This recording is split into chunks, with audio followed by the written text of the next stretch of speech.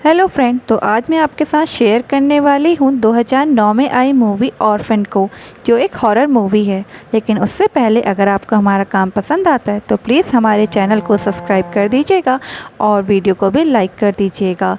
चलिए अब ज़्यादा देर ना करते हुए हम वीडियो की शुरुआत करते हैं। तो मूवी की शुरुआत में हमें एक हॉस्पिटल का सीन दिखाया जाता है, जहाँ पर एक कपल अपने बेबी की डिलीवरी के लिए आए होते हैं, जिसमें लड़के का नाम जॉन और लड़की का नाम केट होता है। अब हॉस्पिटल में डिलीवरी के लिए जाते वक्त केट नर्स को बताती है कि ये इसका तीसरा बेबी है और इसका नाम वो लोग जेसिका रखेंगे। लेकिन अचानक ही उससे बहुत पेन होने लग जाता है और ब्लीडिंग भी स्टार्ट हो जाती है। अब जब उसे होश आता है तो उसे पता चलता है कि उसके बेबी की डेथ हो चुकी है, जो कि बहुत पेनफुल था। लेकिन तभी केट की नींद खुल जाती है और यहाँ पे हमें समझ में आता है कि केट सपना देख रही थी, लेकिन उसका ये सपना सच हो जाता है और उसकी वाकई बच्चे की डेथ हो जाती है। और इस सदमे से बाहर आने के लिए केट दारू का सहारा ले लेती है, जिस वजह से उसमें और जॉन दोनों में बहुत ज़्यादा दूरियाँ भी आ जाती हैं। तब केट डिसाइड करती है कि वो अपनी दारू छुड़वाने के लिए सेशंस लेगी। और उसके बाद हमें मैक्स और डेविड को भी दिखाया जाता है और उसके साथ ही वो ये भी करती है कि वो लोग एक बच्चे को अडॉप्ट कर लेंगे। और उसके बाद वो एक ऑर्फन में जाते हैं, जहाँ उन्हें स्मिथ नाम की एक लड़की बहुत ज़्यादा पसंद भी आ जाती है, जिसकी उम्र 9 साल थी। और वहाँ की वार्डनर से कहती है कि वो स्मिथ को अडॉप्ट कर सकते हैं, क्योंकि स्मिथ स्कॉटिश होने के बावजूद भी बहुत अच्छी इंग्लिश बोलती थी। और इसके साथ ही वो ये भी बताती है कि हमें स्मिथ के बारे में ज़्यादा इन्फॉर्मेशन है नहीं, क्योंकि स्मिथ को स्कॉट के ही एक ऑर्फन से लाया गया था। और वहीं स्मिथ के आने से मैक्स बहुत ज़्यादा खुश हो जाती है, लेकिन डेविड उतना खुश नहीं होता, क्योंकि अब स्मिथ को बहुत ज़्यादा वैल्यू मिल रही थी। स्मिथ के आने से केट बहुत ज़्यादा खुश हो गई थी और बिल्कुल ही चेंज हो गई थी। इस वजह से उसके और मैक्स के रिश्ते भी अच्छे होने लग जाते हैं। अब एक दिन जब मैक्स और केट इंटीमेट हो रहे होते हैं, उसी टाइम वहाँ पर मैक्स और स्मिथ भी आ जाते हैं, जो बताते हैं कि वो लाइटनिंग से बहुत डर चुके हैं और उनके साथ ही सोना चाहते हैं। डेविड अपनी टॉय गन से एक बर्ड को शूट कर देता है और वो बर्ड नीचे आके गिर जाती है।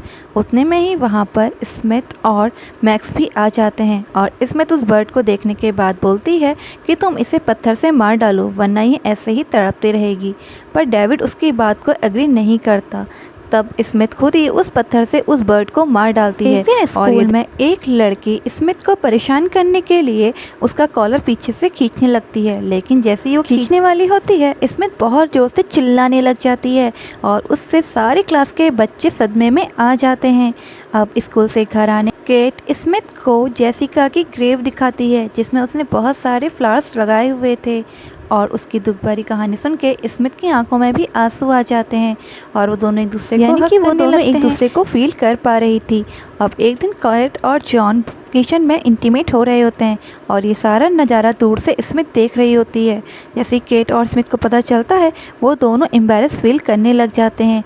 अब दूसरे दिन केट स्मिथ को समझाने के लिए उसके रूम में जाती है, लेकिन स्मिथ कुछ इस तरीके से बात कर रही थी जैसे वो 9 साल की बच्ची ना हो के एक बहुत ज़्यादा मैच्योर लड़की हो और जिसे पूरी नॉलेज हो। ये देखकर केट को कुछ समझ में नहीं आता और वो जॉन से इस बारे में शायद उसके पहले पेरेंट्स ने उसको ये सब बताया हो। अब एक दिन जॉन बच्चों को प्लेग्राउंड में लेके जाता है। वहाँ स्मिथ को वही लड़की दिख जाती है जो उसे बुली कर रही थी और स्मिथ उसको बहुत घूर घूर कर देखने लग जाती है। वो बच्ची डर जाती है और वहाँ से भागने लगती है, लेकिन तभी स्मिथ उसका पीछा करते हुए उसे वहाँ से धक्का दे देती है, जिसमें उसका पाँव फ्रैक्चर हो जाता है। अब घर से आने के बाद जॉन स्मिथ से पूछता है क्या उसने उसको धक्का दिया था, तो स्मिथ उस चीज़ के लिए मना कर देती है और यहाँ पर मैक्स भी उसका सपोर्ट करती है। ये बोलती है कि उसका पाँव स्लिप हो गया था। अब डेविड स्मिथ से बदतमीजी से बात करता है और कैट उससे माफ़ी मांगने के लिए कहती है, लेकिन वो ये कहकर मना करने के तौर पर जॉन डेविड की ट्री हाउस की चाबी अपने पास रख लेता है। अब एक दिन केट को वार्डनर का फ़ोन आता है और केट उसे स्मिथ के बिहेवियर के बारे में बताती है। तब वार्डनर केट और जॉन के घर आती है और उनसे माफ़ी मांगते हुए कहती है कि स्मिथ को उनके साथ भेजकर उससे बहुत बड़ी गलती हो गई है, क्योंकि स्मिथ का कोई भी पुराना रिकॉर्ड उनके पास नहीं है। और ऑर्फन में भी जब स्मिथ रहती थी तो वहाँ पर भी ऐसी घटनाएं होती रहती थी और हर जगह पर स्मिथ मौजूद रहती थी, लेकिन वो आसानी से झूठ बोलकर मैनिपुलेट करके उस कंडीशन से बाहर निकल आती थी। जॉन इन सब बातों पर ज़्यादा ध्यान नहीं देता, लेकिन केट इन बातों को समझ रही होती है। जॉन इन बातों पर कोई भी प्रतिक्रिया नहीं दे रहा होता। साथ ही स्मिथ भी दीवार के पीछे से उनकी सारी बातें सुन चुकी थी, इसलिए वो मैक्स के कमरे में जाती है और उसको बहला फुसला के जॉन के स्टडी रूम में लेके जाती है, जहाँ से वो गन और ट्री हाउस की चाबी निकाल लेती है। और जैसे ही वहाँ से वार्डनर बाहर निकलती है तो मैक्स और स्मिथ उसका रास्ते में इंतजार कर रहे होते हैं और वो मैक्स को गाड़ी के आगे धक्का दे देती है। जैसे कैसे करके वार्डनर मैक्स को बचा लेती है, लेकिन उसके बाद जब वो गाड़ी से निकलकर बाहर आती है और मैक्स से हालचाल पूछती है, तभी पीछे से स्मिथ उस पर हथौड़े से हमला कर डालती है और तब तक हमला करती है जब तक वार्डनर पूरी तरीके से मर ना जाए। ये सब देखकर मैक्स बहुत डर जाती है, लेकिन फिर से स्मिथ उसे मैनिपुलेट कर लेती है और उसके बाद वो दोनों ट्री हाउस की तरफ चले जाते हैं, जहाँ पर वो वेपन रख देती है और वहीं पर अपना खून से सना हुआ मुंह भी साफ करती है। उन्हें डैनियल देख लेता है और छुपने लगता है, लेकिन तब भी स्मिथ उसको देख लेती है, पर यह बात डैनियल को नहीं पता होती। अब उसके बाद स्मिथ रात को डैनियल के रूम में जाती है और उसके मुंह में कटर रखकर उसको डराने लग जाती है, कुछ भी ना बताए। अब केट और जॉन स्मिथ को लेकर साइकोलॉजिस्ट के पास जाते हैं, लेकिन स्मिथ वहां पर बहुत मासूम सी बनकर सारा इंजाम केट के ऊपर डाल देती हैं और साइकोलॉजिस्ट भी जब बाहर आती है तो वो केट से कहती है कि तुम उसे इतना ज़्यादा कंफर्ट नहीं दे पा रही हो। जॉन परेशान हो जाता है और केट और जॉन की दूरियां फिर से बढ़ने लग जाती हैं, क्योंकि जॉन पूरा जिम्मेदार केट को मान रहा था। तभी केट के पास एक कॉल आता है और उसे पता चलता है कि वार्डनर जब से उनके घर से गई है तब से वो वापस नहीं आई हैं और पुलिस इन्वेस्टिगेशन स्टार्ट हो जाती है और उनको उसकी डेड बॉडी भी मिल जाती है। ये सब देखकर केट चक्के में थी, इसीलिए वो अब चीज़ों को अपने हिसाब से इन्वेस्टिगेट करना शुरू कर देती है और वो ये सारे प्रूफ जॉन को भी दिखाती है, लेकिन जॉन उसकी किसी भी बात पर यकीन नहीं कर रहा होता। तब इसलिए केट रशिया के उसी ऑर्फन में कॉल करती है जहाँ पर स्मिथ पहले रहती थी। लेकिन एक दिन केट जब किचन में काम कर रही होती है, उसी समय स्मिथ उसके पास आती है और उसे गुलदस्ता देती है जिसमें वही फूल थे जो केट ने जेसिका की ग्रेव में लगाए थे। और ये देख के केट को बहुत ज़्यादा गुस्सा आ जाता है और वो स्मिथ का हाथ खींचकर उसे बाहर ले जाने लग जाती है, लेकिन तभी जॉन आके बीच में रख रखाव करता है और बाद में केट ग्रेव पर जाके बहुत ज़ोर से रोने लग जाती है। वहीं स्मिथ अपने आप को जख्मी कर लेती है और ऐसा दिखाती है मानो जैसे उसे केट ने जख्मी कर दिया हो और इस वजह से जॉन और भी ज़्यादा गुस्सा हो जाता है। वहीं केट इन सारी चीज़ों के बहुत ज़्यादा दुखी हो जाती है और उसी कारण वो फिर से 2 दारू की बोतल खरीद लेती है, लेकिन खुद पर कंट्रोल करती है। दूसरे दिन जब वो डेविड को स्कूल छोड़ने जाती है तो डेविड के बैग से एक बुक नीचे गिर जाती है, जिसको उठाने के लिए जब वो जाती है तो स्मिथ गाड़ी स्टार्ट कर देती है जिसमें मैक्स बैठी हुई थी और गाड़ी पीछे की ओर चलने लग जाती है। केट गाड़ी के पीछे भागती है लेकिन उसे रोक नहीं पाती, लेकिन किस्मत से गाड़ी खुद ही बर्फ में आके रुक जाती है और मैक्स को भी कुछ नहीं हुआ होता। वहीं काउंसलर को घर बुला लेता है और जब स्मिथ उन्हें बता देती है कि केट अपने लिए दारू की बोतल लाई थी तो वो डिसाइड करते हैं कि वो केट को रिहेबिलिटेशन सेंटर भेज देंगे। केट उन्हें बताती है कि उसने दारू नहीं पी थी, पर कोई भी उसकी बात को नहीं मान रहा था और उसको रिहेबिलिटेशन सेंटर भेजने की बात करते हैं।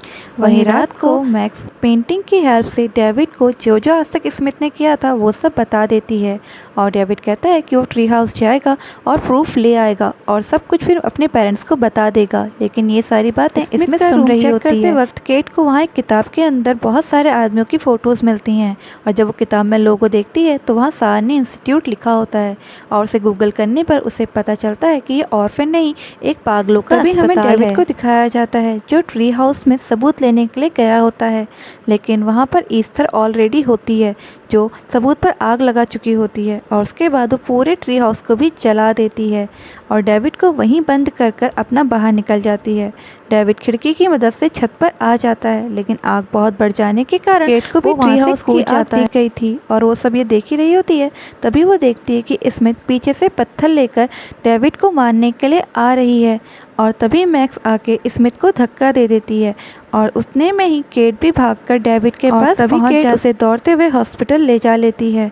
अब यहाँ पर केट जॉन को सब कुछ बताने की कोशिश कर रही होती है, लेकिन जॉन इतना मैनिपुलेट हो जाता है कि वो स्मिथ की किसी भी बात पर यकीन नहीं कर रहा होता और उसके बाद हमारा सीन शिफ्ट होकर फिर से डेविड की तरफ जाता है, जहाँ पर स्मिथ पहुँच जाती है और उसे तकिए से मारने की कोशिश करती है, लेकिन फिर से वो बच जाता है और इसी बार केट स्मिथ को एक जोरदार थप्पड़ मार देती है। लेकिन अभी भी जॉन स्मिथ का ही साथ दे रहा होता है और वहाँ पर जो स्टाफ होता है वो केट को पकड़ लेता है और उसको इंजेक्शन लगा देता है बेहोशी का। थोड़ा नॉर्मल होने के बाद जॉन स्मिथ और मैक्स को लेकर घर चला जाता है और मैक्स को सुलाने के बाद जॉन बहुत ज़्यादा दारू पीता है, इतनी कि उसे अपना भी होश नहीं रहता। और उसी समय वहाँ स्मिथ आती है, वो भी एक बोल्ड सी ड्रेस पहनकर, और जॉन को सिड्यूस करने की कोशिश करने लगती है, पर जॉन झटक कर दूर हो जाता है क्योंकि वो स्मिथ को हमेशा अपनी बेटी ही मानता था। और नाराज़ होकर स्मिथ भी अपने कमरे पर चली जाती है।